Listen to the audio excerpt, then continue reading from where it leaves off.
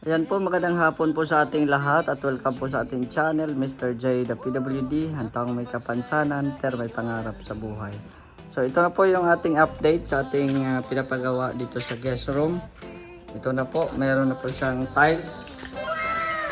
Ayan, nalagyan na po ng tiles ang ating kwarto dito sa ating guest room. Ayan, so ito po yung ating napili na tiles po. May gray at saka gold.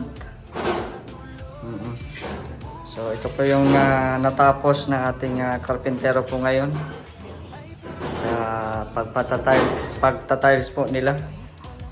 So bukas ay dito naman ulit sila sa ating bathroom. So dito po sila magtatiles. So itong bowl natin, kukunin na po yan. Papalitan yan ng bago. Paganda na ng paganda ang ating guest room. At dito sa likod naman ay nasikaso na po nila yung patubig. Ayan.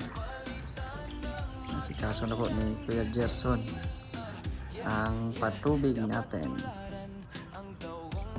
Ayan.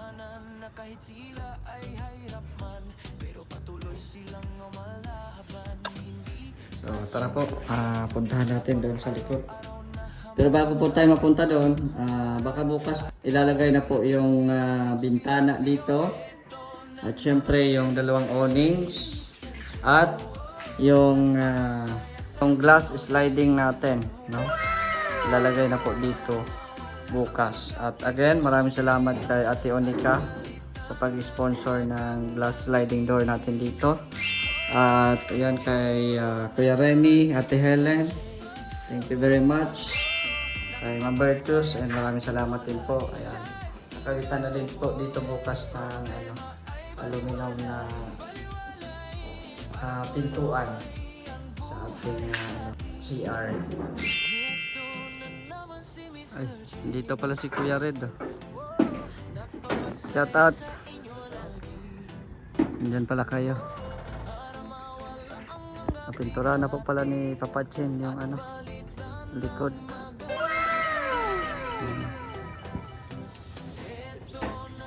Kulay green. Nagaya po dito. Kulay green po. Ayan. So, maganda na yung likod natin. As well as po doon sa napinturahan na din po doon.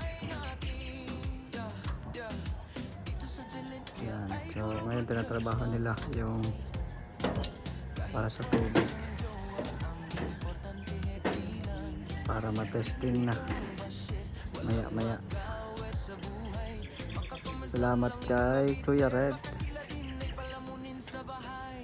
Ayan, si Papa Chin nag-skin coat sa taas. Ayan, si Kuya Red ay maglalagay ng epoxy dito sa ginagawa ni Kuya Gerson. Ayan. So, overtime sila pareho. Papa Chin. So, yan po yung sanipa natin ay papinturahan din po natin ng white yan. So, baka bukas pinturahan natin ng white yung sanipa. Yan. Lagyan na ng epoxy para hindi tumulo. Yan. So, thank you talaga kay Kuya Red. At pagkatapos po nila mag-set up ng patubig ay pipinturahan din po yan ng epoxy yung mga bakal para hindi kalawangin. So pag andar yan, dyan tatagos yung tubig. Dalawa ito sir, may sa loob sa labas. Kung magsusupply ka ba dito sir, dito tayo magtataglan. Sa overtime nga, overtime. Overtime.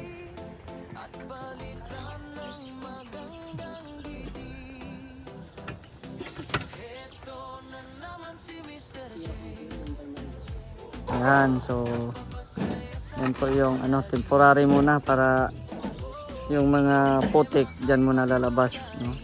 So isi-set up ni Kuya Gerson dyan. Temporary muna para pag malinis na, ibalik mo sa dati. Oo. Tatap. Muna sir lahat yan. Ha? Nakabang ngayon lahat. Oo.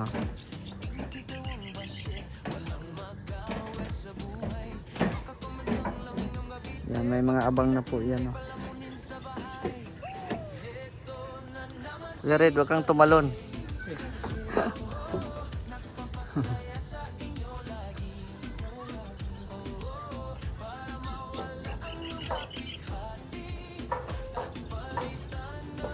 Para saan yung gate valve? Yung? Para patayan. Ah, okay. Patayan. Okay. Yun.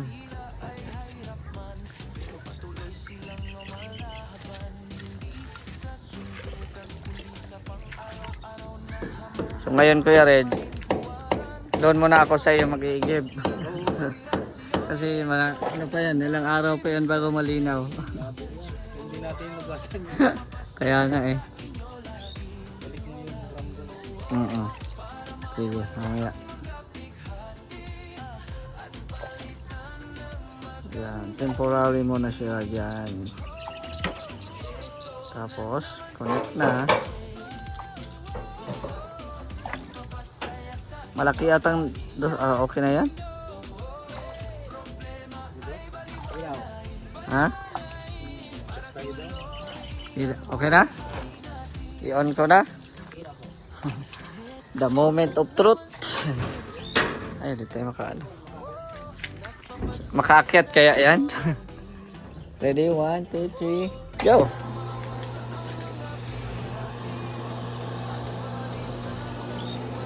Tingnan natin kung may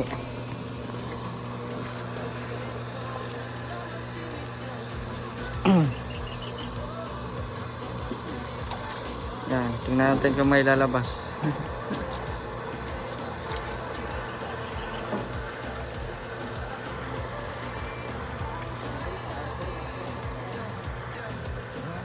Huh? Meron doon?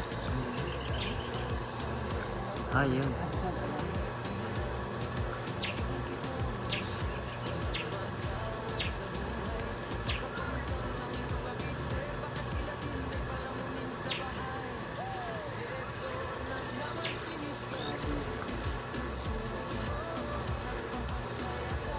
Bakit kaya yan, no?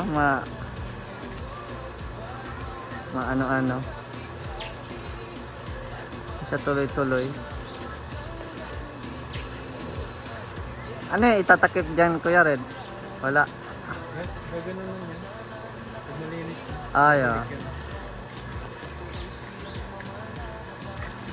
Ay, itong ano, takip niya. Okay. So, ano lang po muna yan, temporary. Bakit kaya ganyan yung tubig, no?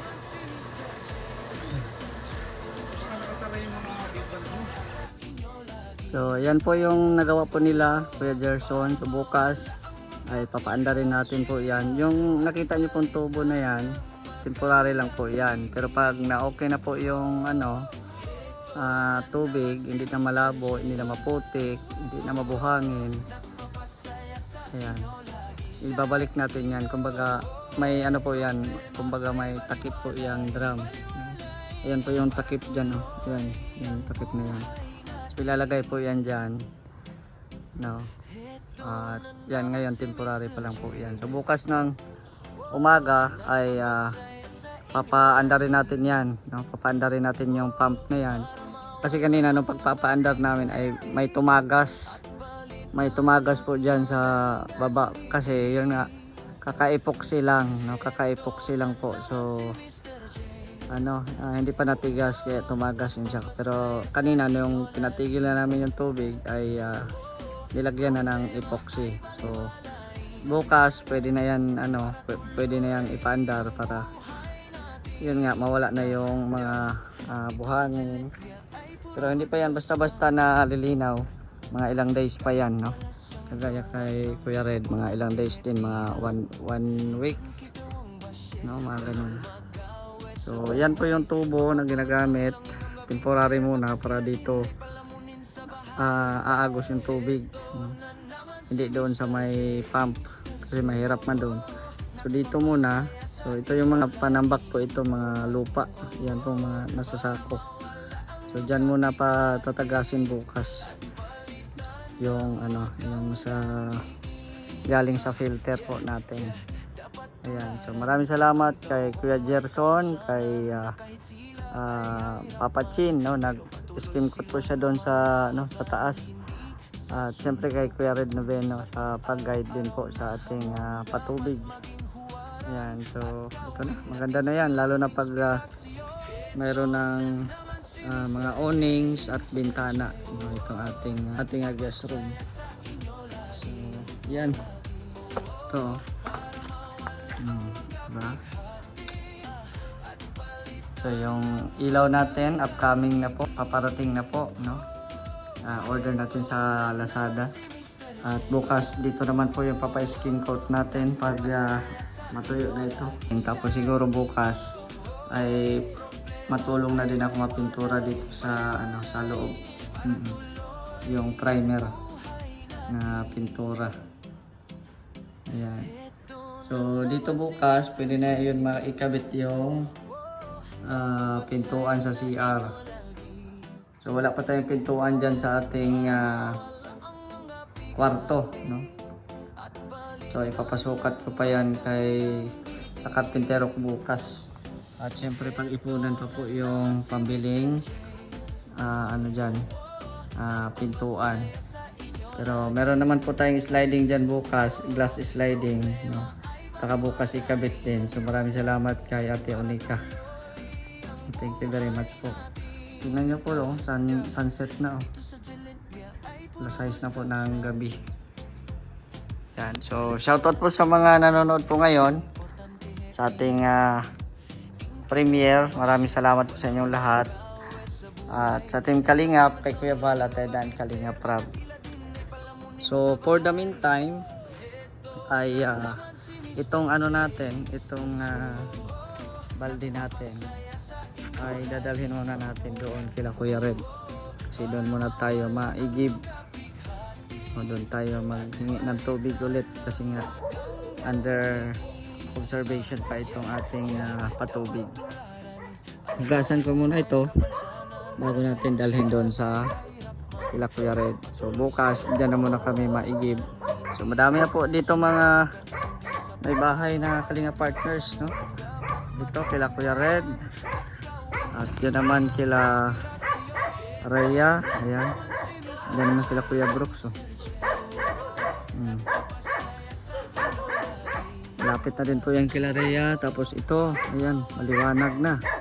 Bahay ni MK. Tapos ang likod, ang gilid ni Kuya Red ay si Topper. Magandang din po yung bahay nila Topper. Sa gilid. Tapos itong bahay ni Agol, ayan. Napahinto pa si Agol at wala pang budget, kaya suportahan nyo po yung channel ni Engineer Agol para matuloy-tuloy yung trabaho ng kanyang bahay. Ayan. Tapos doon naman ay kay Joey the Great. Ayan, kay Bro Gabisera at yung harap niyan ay kay Bro Nelson. So padami ng padami, no? Padami ng padami po dito sa Vloggers Village. At iyon nga, ito yung ating solar. Yan, kung walang solar ito, napakadilim dito. So maraming salamat kay Ate LG Marin. Thank you very much. So ayun na. Maganda na yung mga bahay dito sa Vloggers Village. Ang dami na. So sa akin din, mas malaki din sa akin kasi kulay green na, oh. Di ba? Malaki na din, tingnan nyo sa akin. Si kulay green. Yan. So marami pong salamat sa inyong panonood at don't forget to like, share at subscribe sa ating channel para maging updated po kayo sa ating mga uploads. Salamat din sa mga nag-support sa ating charity, si Ma'am Akita, si Ma'am Minimi. Ayan. At sana malagdagan pa yung ating mag-sponsor, no? At masabado at linggo po tayo po ay magbabalik sa mga na-vlog po natin, na-scout po natin, no? So, salamat po sa inyong lahat. So, hanggang dito muna ang ating video mga kalingap. It's si Mr. J, the PWD, ang taong may kapansanan pero may pangarap sa buhay. God bless and thank you so much.